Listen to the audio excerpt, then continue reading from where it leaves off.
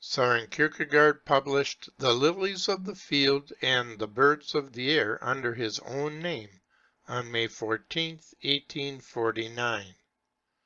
This is an excerpt from pages 323 and 325 through 326 from Walter Lowrie's translation of Kierkegaard's Christian Discourses and the Lilies of the Field and the Birds of the Air, and the Discourses at the Communion on Fridays, from Oxford University Press, 1961.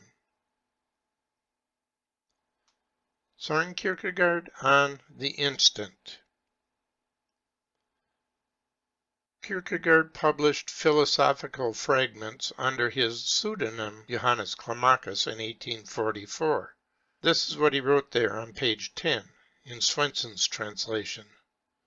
The moment in time must have a decisive significance, so that I will never be able to forget it, neither in time or eternity, because the eternal, which hitherto did not exist, came into existence in this moment. And now from The Lilies of the Field and the Birds of the Air, page 323. The surprising happened to him. In proportion as he became more and more earnest in prayer, he had less and less to say, and in the end he became quite silent. He became silent, indeed. What is, if possible, still more expressly the opposite of speaking? He became a hearer. He had supposed that to pray is to speak. He learned that to pray is not merely to be silent, but to hear. And so it is.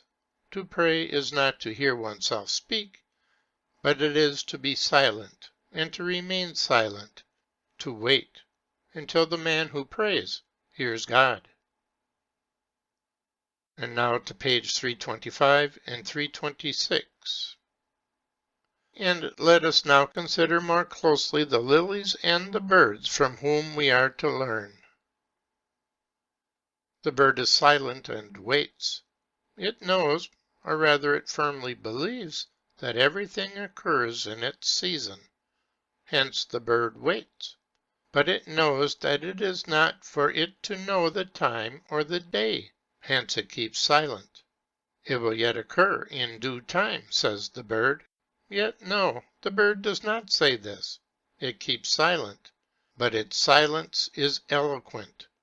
And this silence says that it believes this. And because it believes this, it keeps silent and waits. Then when the instant is come, the silent bird understands that it is the instant. It employs it, and it never is put to shame. So likewise with the lily, it keeps silent and waits. It does not ask impatiently, "When is spring coming?"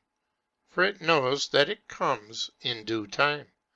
It knows that for itself it would be far from serviceable if it were allowed to determine the season of the year. It does not say, "When are we going to have rain?" or "When are we going to have sunshine?" or "Now we've got too much rain," or "Now the heat is too great."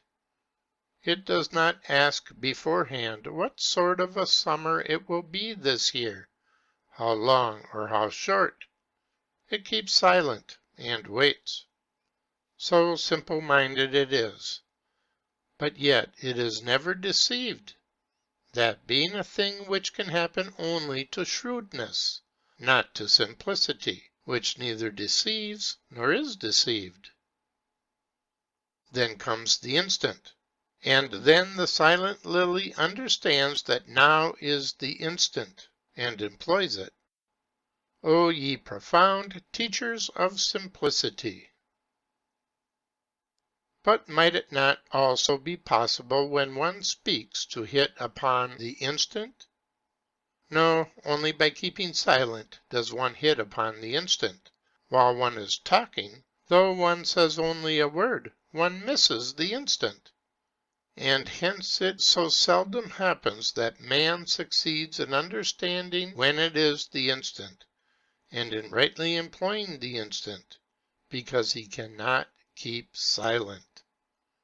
He cannot keep silent and wait, and perhaps this explains why for him the instant never arrives.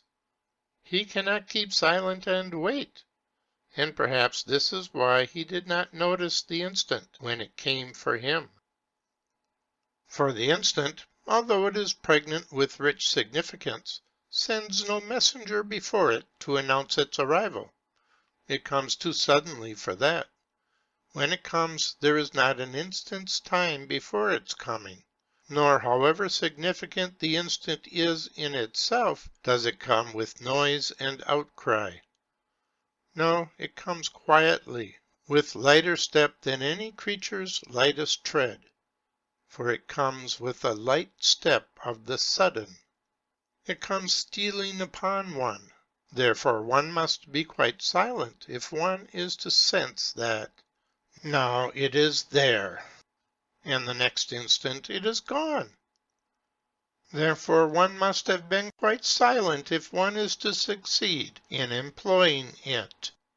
But yet everything depends upon the instant.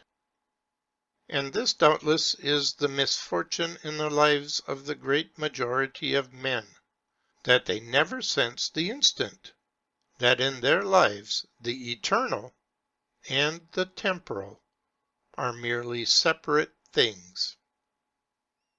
And why? Because they cannot keep silent.